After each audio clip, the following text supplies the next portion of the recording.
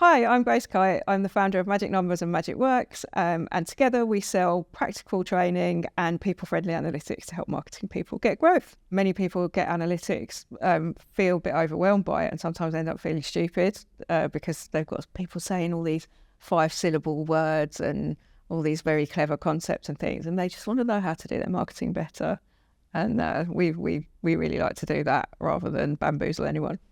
The thing I would say is that actually as an analyst, we're in a much better position than we were than when I first started.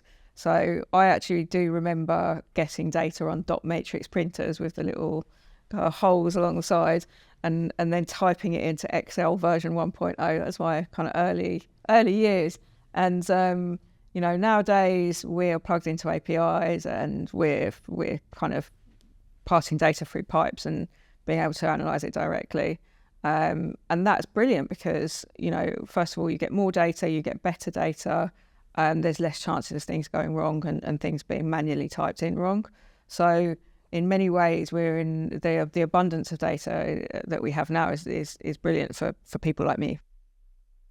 It's getting very complex. The world of, media measurement is inevitably getting more complicated. So the needs for more subtle and more rigorous data, I think, are growing all the time. It's a really, really important time to get this right. What drives effectiveness, and this has not changed at all, if anything, it's getting stronger in the modern cluttered world. We know it's what Ehrenberg Bass referred to as mental availability. I would clearly refer to as the strength of our brand.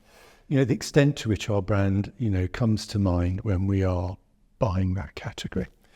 So we know that's what drives it. We know that brands are more than simple awareness. Simple awareness will serve you well as a startup or a very small brand. But as your brand grows and builds, we also need to build out what it stands for. We're not just known, but we're kind of known for something that makes us desirable in the category. So not only does that mean that as brands grow, the role of mental availability grows with it, but also the complexity of the brand grows with it. And the more we need to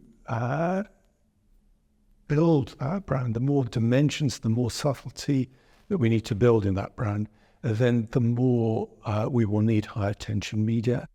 Audience measurement and effectiveness are so intrinsically linked these days. So you have to have delivered an ad to someone. I think that gets forgotten about in the digital space. Like the linking is I find it hard to get to. A lot of what we do is just buying media and getting it in front of people. That is inherently linked to effectiveness. Like you have to do that for something to be effective. But a big portion of where we invest in media doesn't really care about the audience delivery part. So, but they are connected, like intrinsically, and we have to figure out what that link looks like. There's almost an overcorrection to what I do as a job, that I'm expected to deliver outcomes, results. Actually, as a good media buyer, I should be buying you ads, right place, right time, right person, and making sure that's in the best possible environment. So there's an over-focus on the outcomes element. Ultimately, like reach and frequency is a must-have, right? Because if you think about the 95-5 rule holds true in most categories, which is 95% of the people who are going to see the advertising are not ready to buy right now. Maybe 5% are. But the way advertising works is it builds associations between your brand and either moments or need states or positive thoughts about, for instance, like a supermarket want to be associated with quality and value. It builds those things so that the next time the person is in market wanting to buy, they're more likely to place the advertiser brand higher in their consideration set, dependent upon obviously physical availability of the brand. And I guess the reach and frequency is really important because it's the thing that helps us understand how the campaign is getting into those people who aren't going to immediately respond, which is 95% of the audience, what is the 95-5 rule.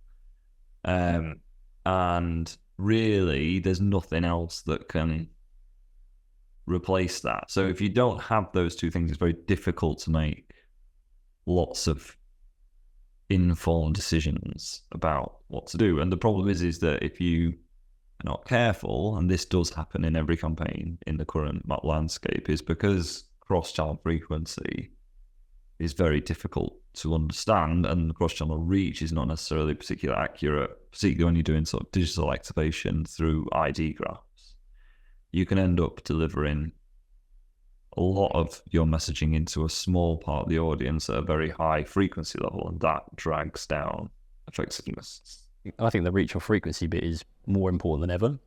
And we published some work just a couple of weeks ago with Lumen brand metrics that showed the importance of frequency in digital planning, for example. So to actually drive reach in digital display, you need frequency. Seems counterintuitive, but if you serve just one impression, there's a high likelihood that nobody's actually seen that impression. You haven't reached anyone. And it actually takes up to beyond serving three impressions to drive what you class as reach. Someone having looked at it, someone actually having seen the ad once, and that's after 3 impressions. Because when you have to compare cost, you can't compare a CPM of a digital display ad to a TV ad based on that same basis, because you've actually had to buy 3 or 4 to get to have reached one person, where you bought 1 to reach one person there. So to make it comparable, that's really, really important, super important. Everybody knows that not all reach is equal in media, and there's a reason why we say the media is the message. And so trying to adjust for quality reach is really important as well. I think when we talk about reach, it's important that we talk about a baseline for what we consider to be actual reach. So, just because the ad has been served through an ad server doesn't necessarily mean that that reached a human. We want to see. I personally believe that there is no point looking at how many impressions a campaign delivered that weren't up to some sort of basic standard. It is hard, as the media landscape kind of expands, keeping having a really, really accurate POV on reach and frequency becomes difficult. And so one of the big battles is what technology and arrangements can be put in place for you to be able to better estimate those numbers and better overcome some of the more obvious technical barriers to accuracy. There is a thing that because of Barb and Radar and the others, you can pull competitor data. So you're working for this client and you can then pull competitor data on what competitors have done. And in the digital space, you really can't do that. And that's actually quite a problem in terms of what we're trying to do for our clients, because, in a world where it was always TV first, Barb's brilliant, right? So you can run what our clients have done, you can run what competitors have done, you can put them both into the model and see how the two things are working against each other. But in a world where TV is a little more diminished and 50% of the budget is going to Google and Facebook, I can see what my client has done on Google and Facebook, but I can't see what their competitors have done.